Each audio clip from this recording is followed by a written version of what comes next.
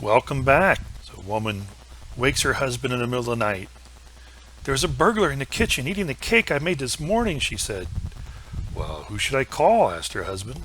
The police or an ambulance? Oh, no, that's not right. That's not right, poor wife. Where's the support for the wife? Well, welcome back to episode 4, and hopefully the last episode in this solution that is the code-based VBA version of this spreadsheet solution. So today we should be wrapping this up by going through the code. And before I get into the code, let me just say that yes, I do have a bit of an advantage in the sense that I did take college courses in coding, and I have done quite a bit of coding in the past. I've created applications that have been used by organizations, professional organizations. That was way off in my past, though. I haven't done that in a very long time because I learned that, or what I learned when I got into the last position I was in for over 20 years, that whenever you started talking about writing code in Excel or Access or creating an application to do something, people would run for the hills with their hair was on fire. They didn't want that at all. And so I switched from creating solutions using code to creating solutions just using formulas as much as possible.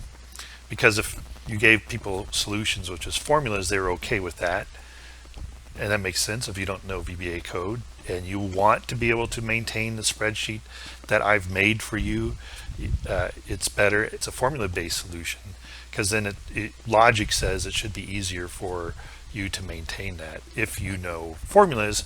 But even if you don't know the formulas being used, you can always go and look those up, and it's easier to understand those formulas and maintain them as opposed to trying to learn code from scratch. So I will admit that. And so if you're looking to learn code off of what I'm getting ready to do, this is not the video for that. But there are lots of videos in YouTube and online and other websites that do a very good job of teaching what I'm getting ready to do and teaching more than what I'm getting ready to do. And basically, almost any solution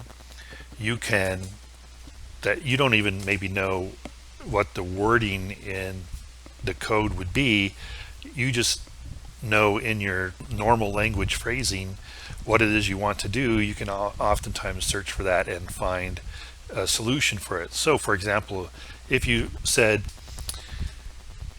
were wanting to maybe move from here to here and put in different values like what we're going to do, and you don't know what keywords or constant words are used in VBA, you can simply say, how do I move from one cell to the next setting values in Excel VBA?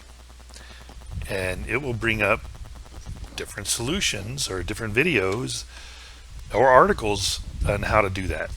So, okay, get all the disclaimers out of the way. Let me get on to work here. So some of the things I'm going to do is I'm going to add some more range names because it's going to make it easier for me to access those cells or whatever it is I'm trying to do in code. Plus, my adding 10 rows up here has offset. So for example, this formula says multiply F7 by G30. Well, that's no longer valid because I added those 10 rows. And so I want to be able to have code reference cells by a range name so that regardless of how many columns or rows are inserted, deleted, etc., that we can make sure that the code still is referencing the right cell. Having said all that, I'm going to go in here into amount due, and I'm going to call this R salary calc template again so I know what tab it's on, and I'm going to call this amount due. Okay, I'm going to come in here and I'm going to call this R salary calc template, so I know what tab it's on, and I'm going to call this sal schedule selected. And then I had a hard time figuring out how to be able to convert this formula that's in text into an actual formula here. And so I did a lot of research online for that. I really didn't find a formula way to do that. There were some examples, but it just wasn't going to work for this. And there wasn't anything really in code that gave me an idea of how to do it. But I figured it out. So one of the things we're going to do is we're going to actually, instead of having a lookup here, we're going to actually have the lookup out in one of these columns. And I see here that the user actually hid a column P, yes and no, so I'm going to rehide that. I don't know why they hid that, but they did. I was thinking that the way that this is formatted with this very narrow column here, that if they were going to print this, that they would only print this section here. They would not print this information over here. However, they may want to also include completed years, working in year, and this information. I mean, they may want to do that, because I don't see anywhere on here where it's telling us what salary schedule this test employee is attached to, so that if I just print this section here, I'm not going to know what salary schedule is being used. So originally I was thinking that I would put this formula, this XLOOKUP formula, here in L column, but because they may want to print this, I think I'm instead going to put it out on the Q column, which is after their hidden column. And so I'm going to just come in here, I'm going to copy this, and the reason I'm doing that as opposed to doing a Control C and a Control V is I want it to maintain the F40 without me going in and having to fix it. I mean, I could, it'd be no big deal, but I'm just being lazy. And then, so that the user knows what's going on over here, I'm going to say formulas for add on other earnings section. And let me actually move this up to here and do a merge cell, wrap text.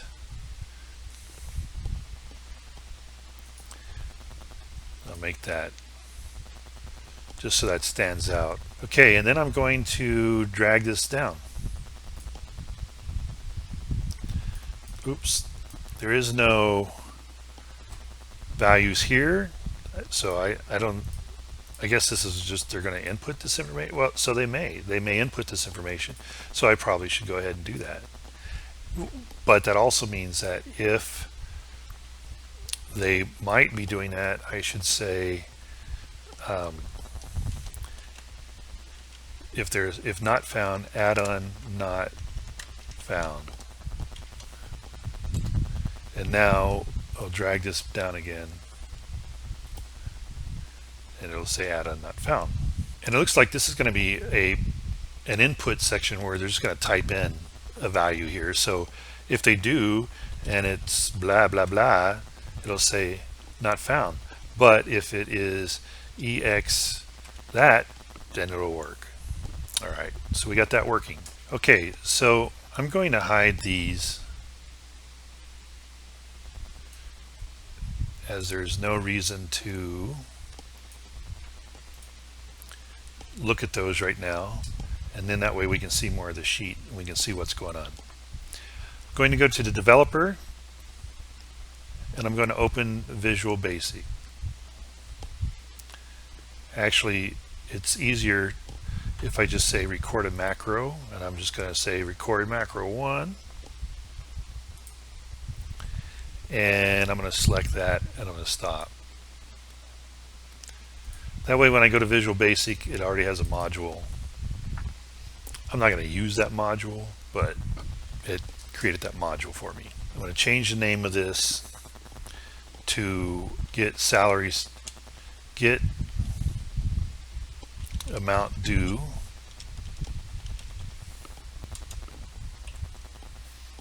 and then what I like to do is I like to go in and create kind of a little section here that tells what this macro is about.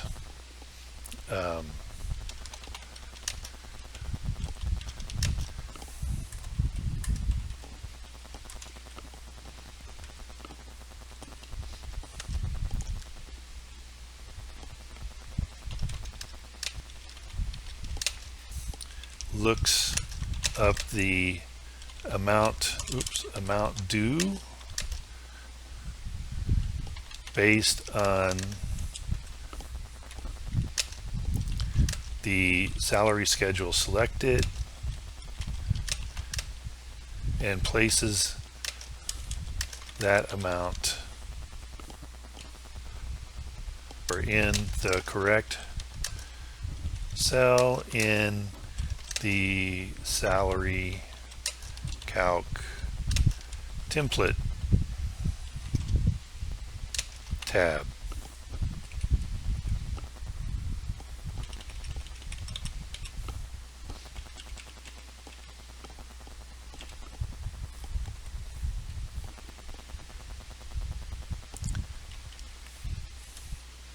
All right, so now I have I always do that. It's my little explanation.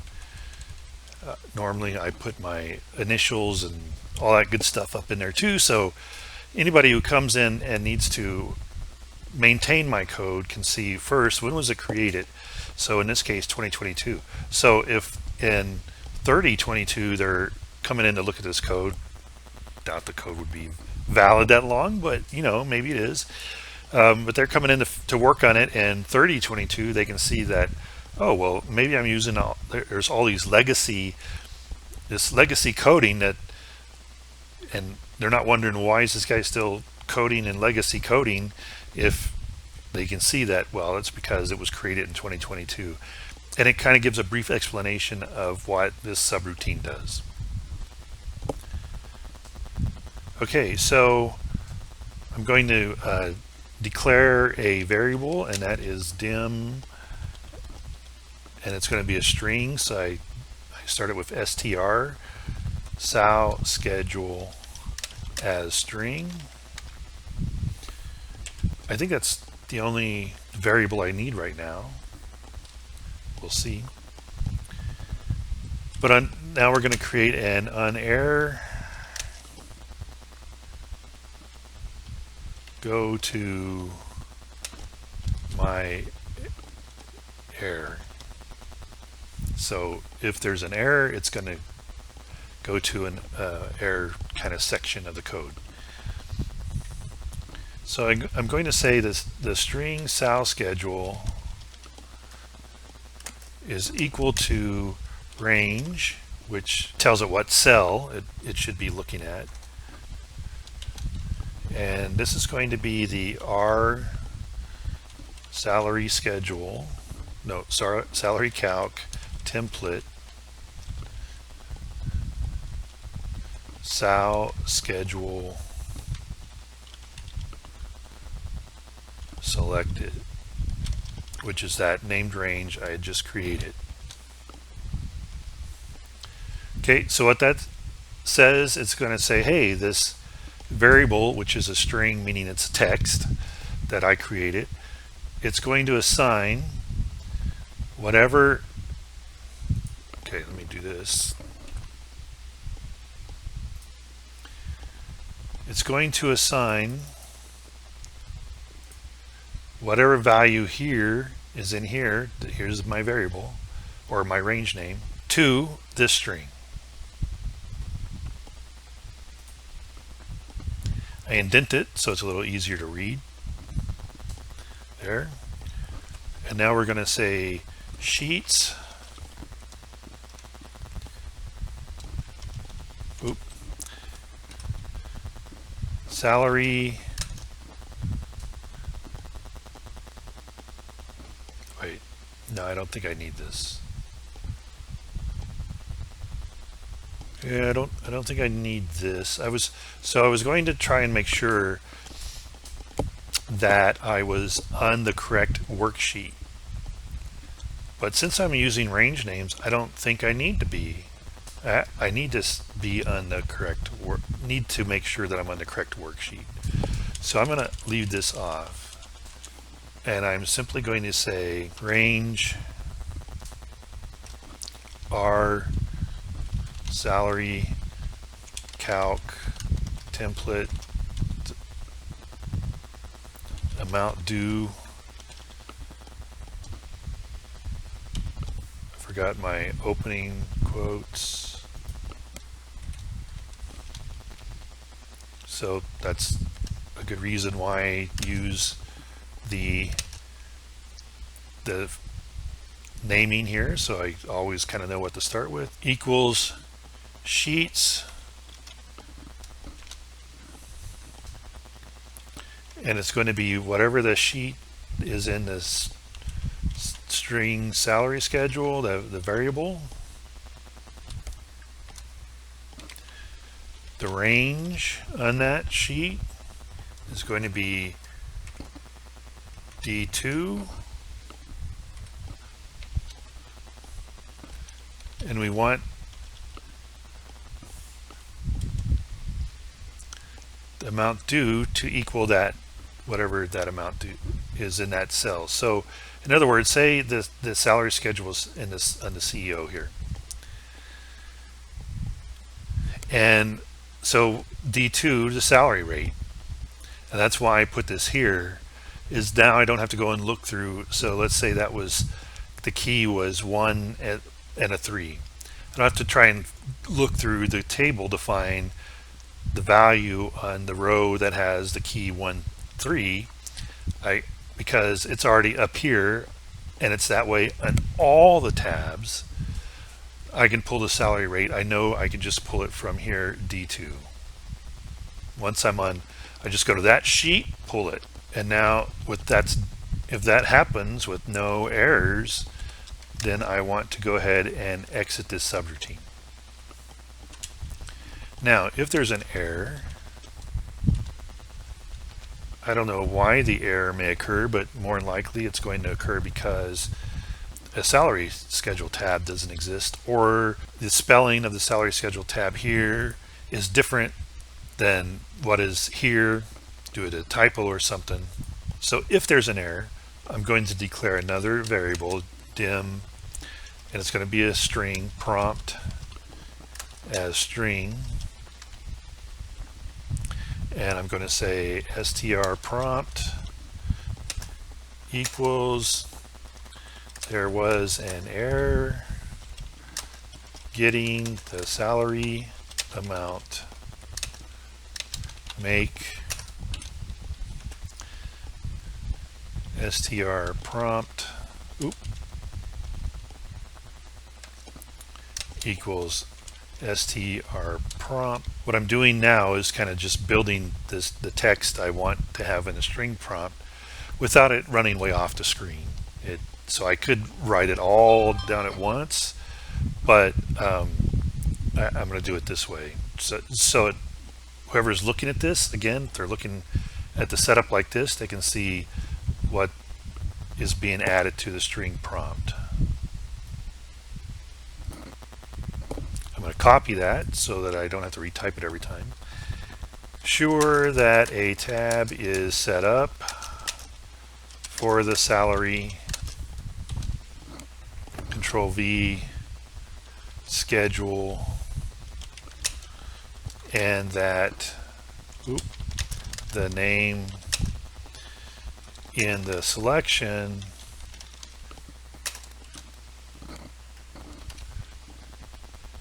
matches the tab name. And notice I was putting a space here, so that whenever this was added to it, there would be a space there. Now let me show you, see, did I make any errors? There was an error getting the salary amount. Make sure that a tab is set up for the salary schedule and that the name in the selection matches it. Okay, so it doesn't look like I've got any typos there. And then I'm going to do a message box, and we're going to use this prompt.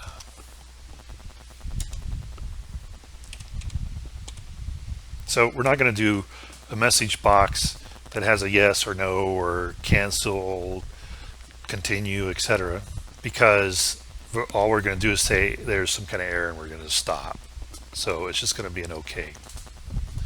And let's see, let me debug this. Okay, that looks like that worked. And so now I'm going to, oh, yeah.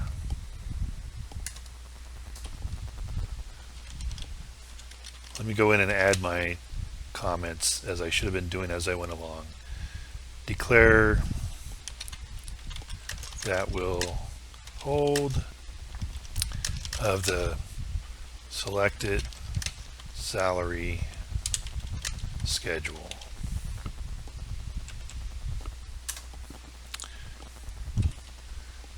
Declare or set up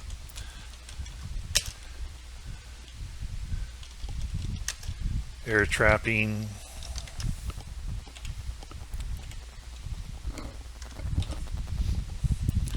assign the value in the range indicated to our variable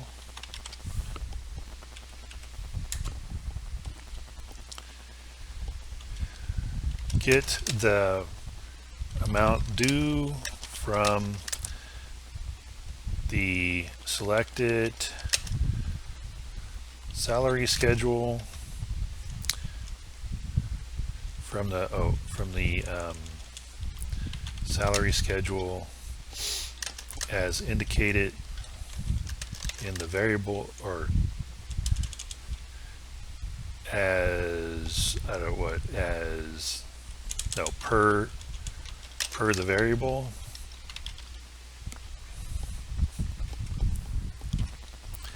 and assign it to the range amount due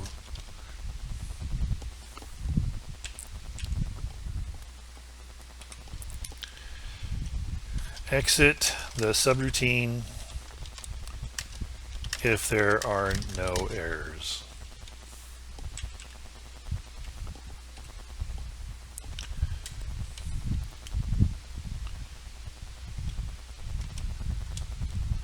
What to do, if there is an error.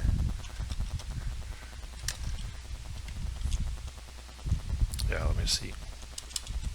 Tell user there was an error and what it might be, though it might be something other than what we say below, but this should get them started troubleshooting in the most likely area.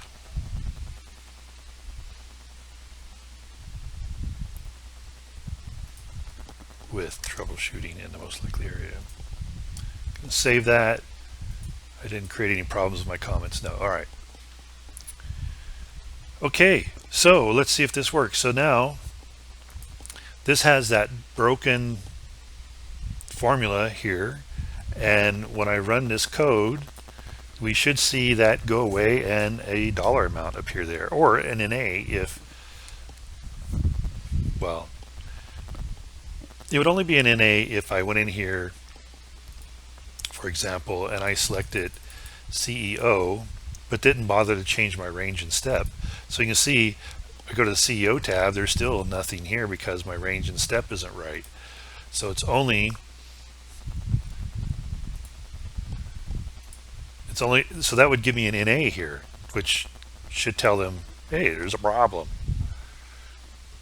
Okay, all right, let me run this. Let's test the code. And it went 1824. And so if we go to there, and it's a 15 and a 1, it's 1824, it's 1824. Yay! So the code works. Let's give ourselves a pat on the back. Now, this section down here. So as you can see, this has the range, it has the cells from before I entered before I did the insert of the 10 rows.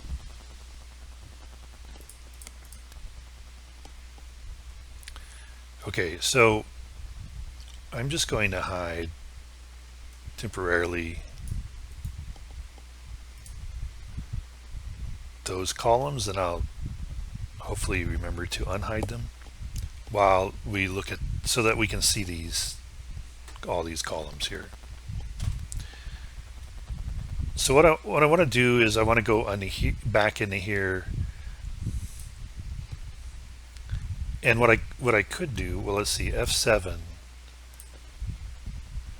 Whoop, let's unhide. F7 is this cell, so it's the cell above the amount due, and then G30 would be this here. So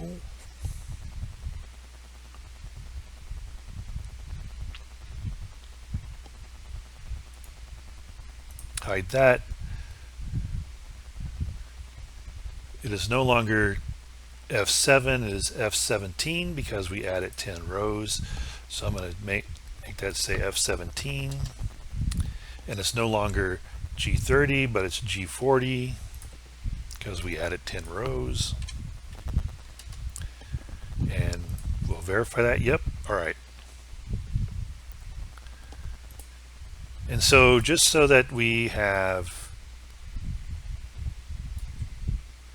formulas and all this so that we can test it,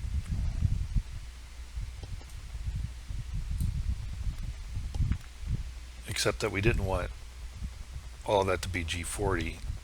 We wanted, well, okay, so I'm going to fix all of these.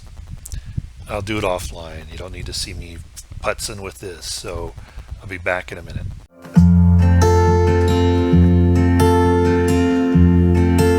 Okay, we are back.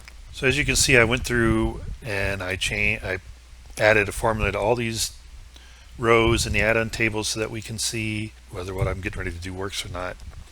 And I went in and I changed all of the formulas in those different add-ons so that they, 41. Because as I'm going through this, what I'm thinking is going to happen is that these, even though I did add the drop-down list here, I don't think that these are going to change. I think these are static, which is why the formula originally had been kind of set for that row. And so the only kind of variable ones are going to be these down here, and then I don't know how they plan on dealing with that formula, because maybe that should just always, maybe this isn't a lookup thing, this is a set formula that it's this times whatever variable it is on other cell on this sheet that they want. I don't know. But now I've set this up. This is the XLOOKUP function that we'd added in a previous video. And so now we need to set up the code, and we're going to do sub. This will be, I think, assign formulas.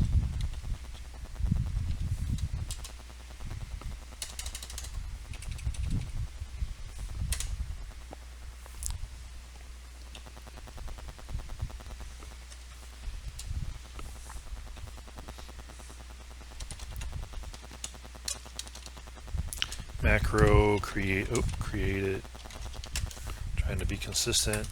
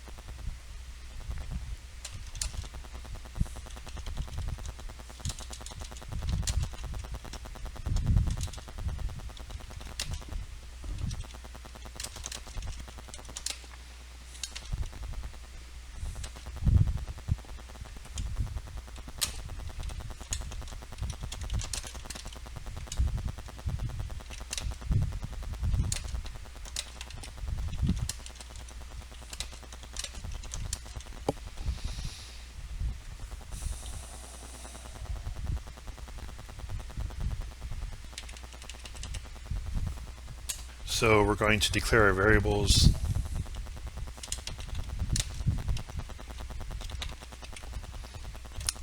We're going to declare a counter for our loop, and that's going to be as an integer, which is why I start the variable name with int, and then we're going to declare another formula called, and it's going to be a string, so str, and we're going to call that formula as string.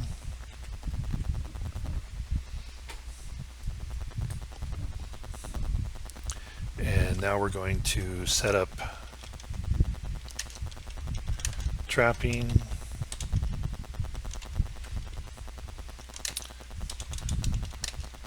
unerr, go to my error, do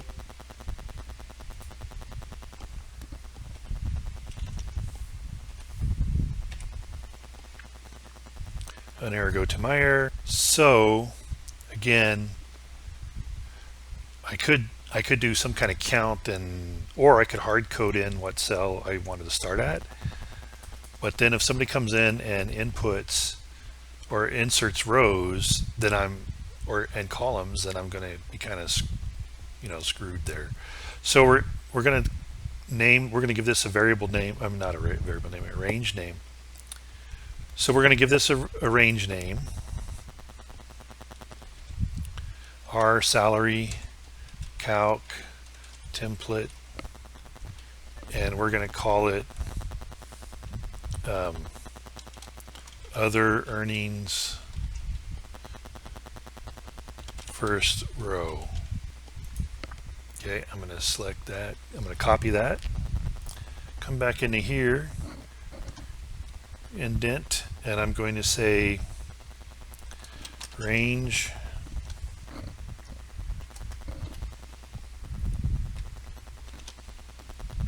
Control V, copied that, select,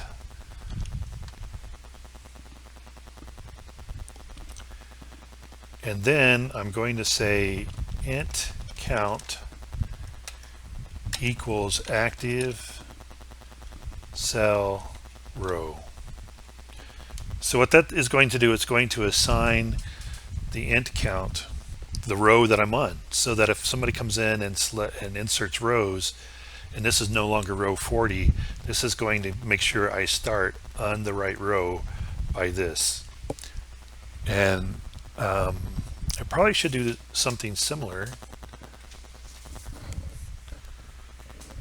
for my column.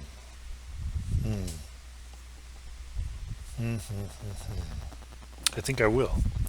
So I'm going to come in here, and I'm also going to declare another variable, dim int, and this is going to be column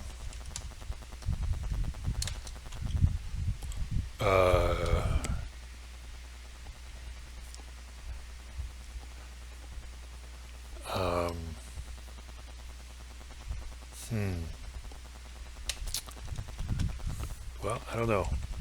We'll see. And so here we're going to say int column is equal to active cell column.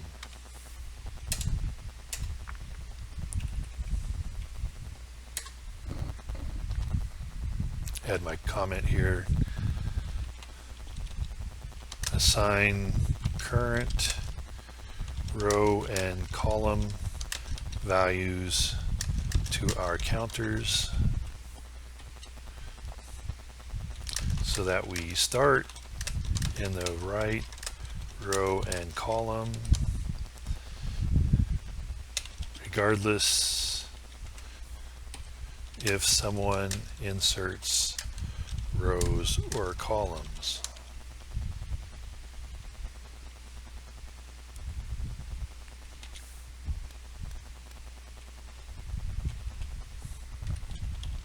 Deletes rows or columns. Moving our target cell, start cell. All right, so that says what that's all about. Now we're going to come down here and we're going to say for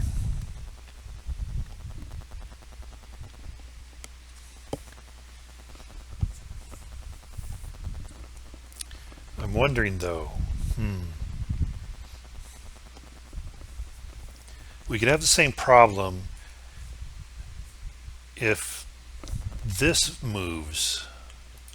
If this column moves, we could have the same problem. Yepers.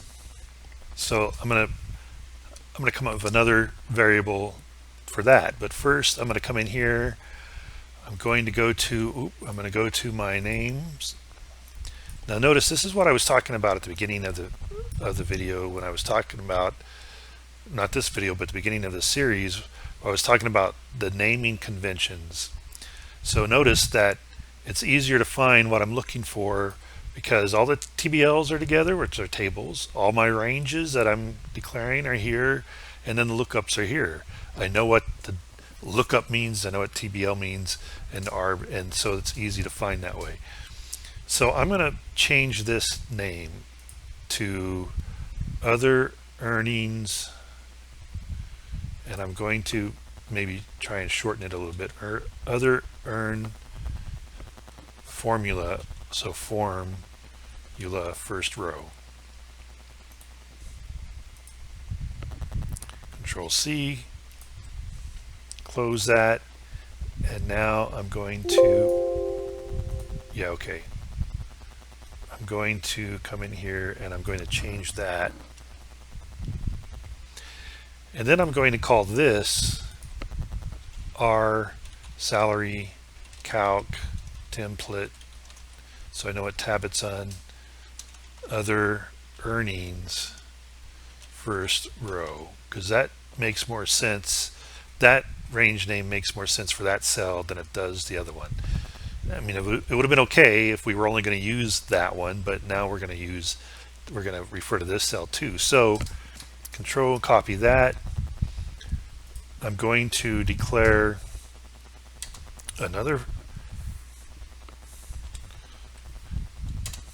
variable, dim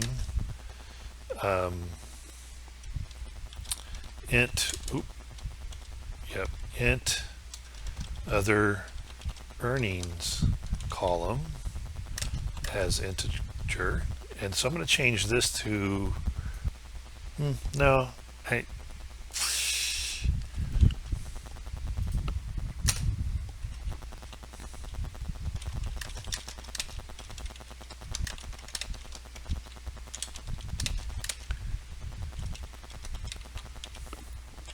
maybe that'll do it. Instead of trying to explain what column it is in a long column name. Okay, so before we get to the for, then we're going to assign current column value to the int other earnings column variable,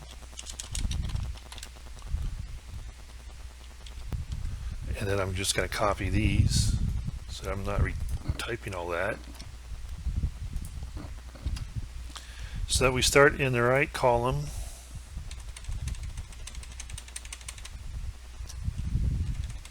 Regardless if someone inserts, deletes,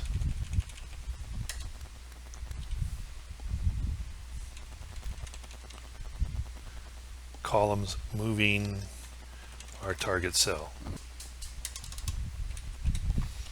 And so we're going to say here,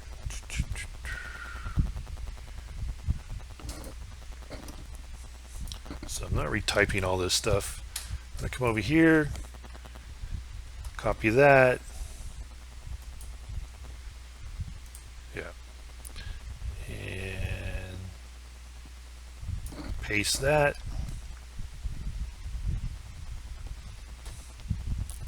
And then we're going to say int other earnings call equals active cell column. All right.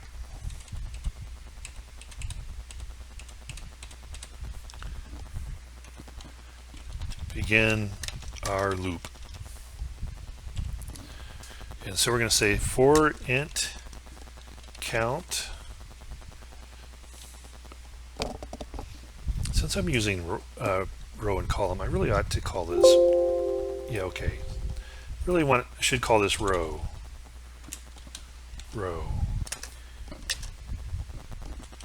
Int row, row, got to be case sensitive, to int row plus 23, I believe. Let me check. Yep, 23. Count 23. And so we're going to say str formula equals cells int row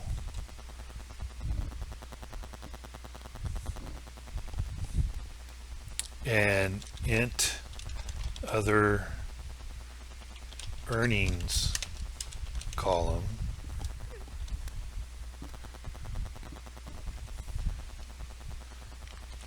so that's going to take the formula that is here and add it to this variable here, the string variable here. Yep, so I should say that in my comment. Add formula and text format in indicated row and column to our string variable.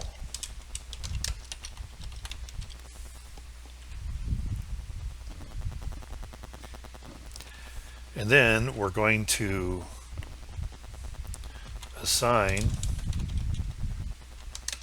the value of string formula to the correct row and column in the other earnings section of the spreadsheet sheet.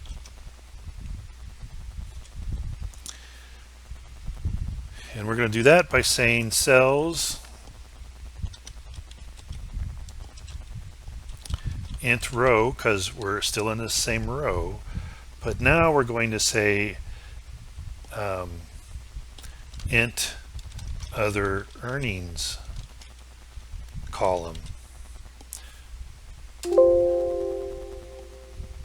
Oh, yeah. Equals formula. Got excited with my return because I was, or my enter key, because I was going to explain why this is happening here. So I got the same, which is not correct. This should be column. int column, because that's the one, according up to here, contains the formulas. So that is the column Q in this case. And then this is telling me to put it in this column here, which is column H. So the int row, every time we loop through here, is going to increase by 1. But these are going to stay constant because regardless of what row we're on, we're going to want to still be working with the same columns. So that's why that is working the way that is working. And so now we're going to say loop again. And we're going to say next int row.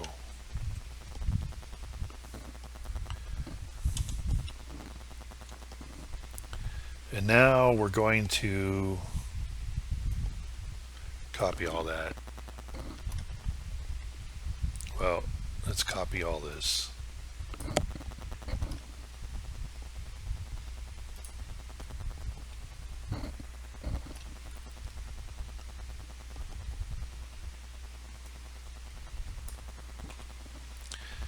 Tell user there was an error. And in this case, I don't know what could have went wrong, and so I'm not even going to try and attempt to tell them. They're just out of luck. There was an error.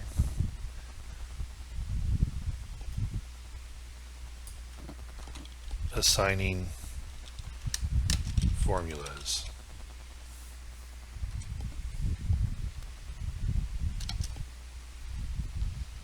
And we'll say,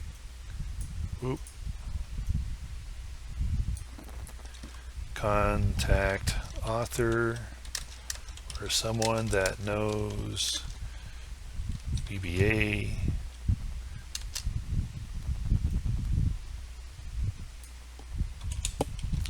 to troubleshoot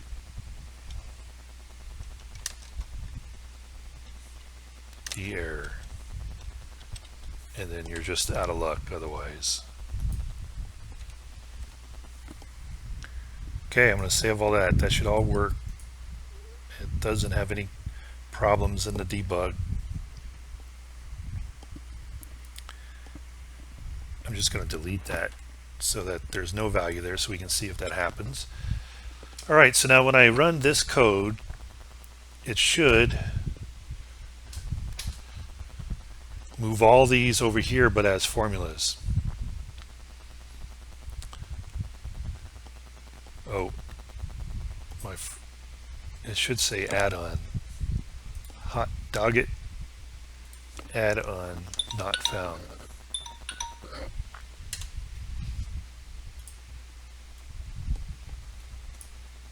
There. All right, let's run the code C, because this video is getting to be a little long. All right, save all that. Save. And there was an error. Assigning formulas. Contact author or someone that knows VBA to troubleshoot the error.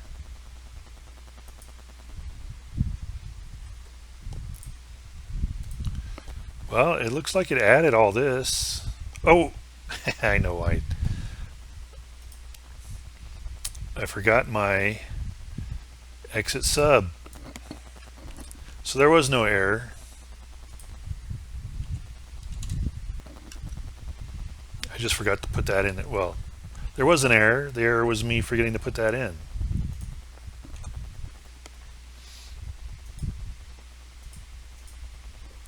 And so since I didn't tell it to exit sub before I got to my error, it of course just ran right down through there. So let me test it again. Delete that, and then we're going to say run.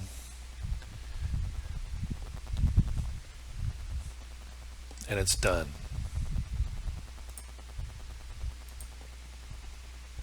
Yep, that's all done.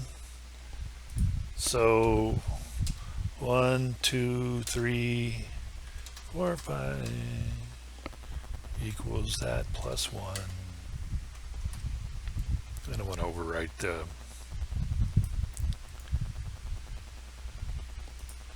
the formatting there.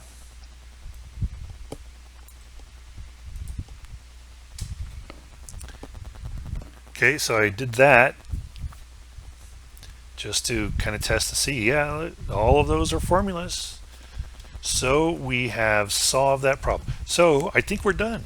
Oh, well, okay. Now I have to add a way to run the different macros. Okay, so now what I want to do is I want to go into insert shapes here.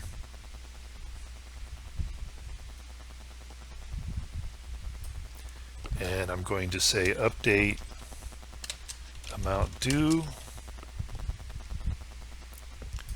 And let's center that and center that. And let's give it a blue.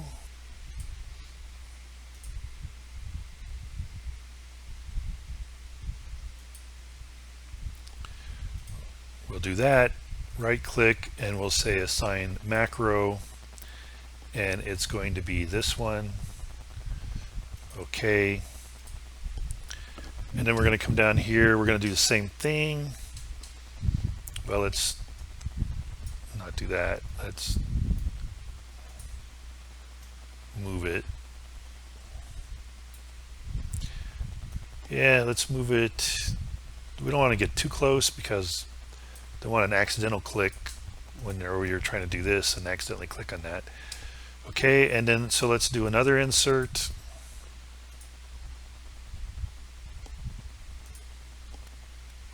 Let's do this. Nah, that doesn't look good. Insert shapes.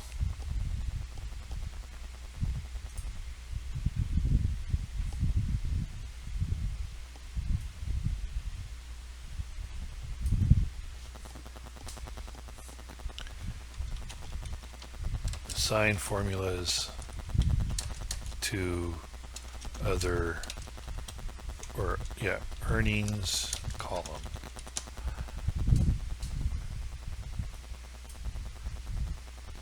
And we're actually going to say update.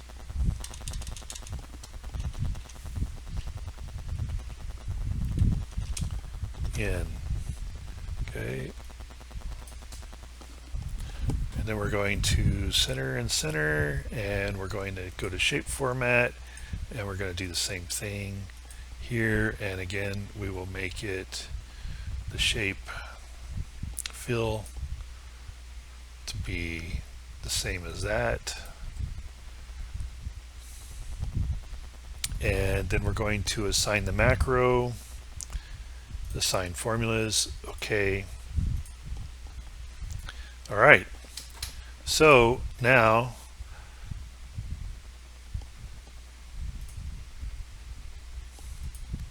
yes, so let's check to see if that worked. So we're going to go to the CEO cabinet, 3, 3,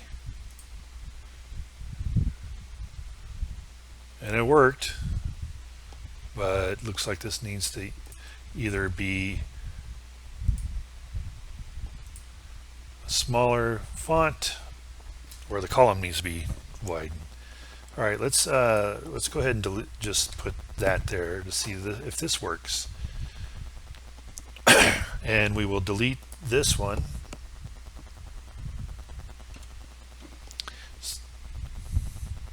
And I'm going to put test here to see that it doesn't actually overwrite that either. So, ooh, looks like it did overwrite that.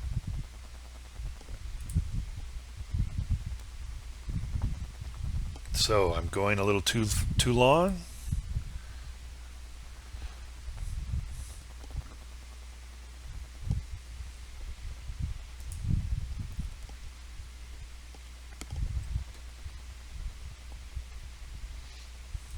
I'm going a little too long.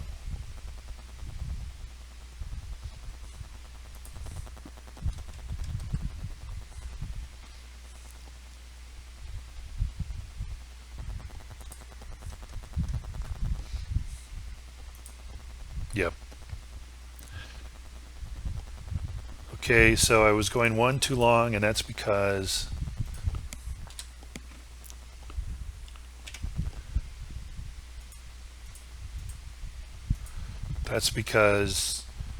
I start here, so it should always be one less than what the total is because I'm starting in the first row. So let me do the test again here, and yep, all right. So everything works. We're good. We're done.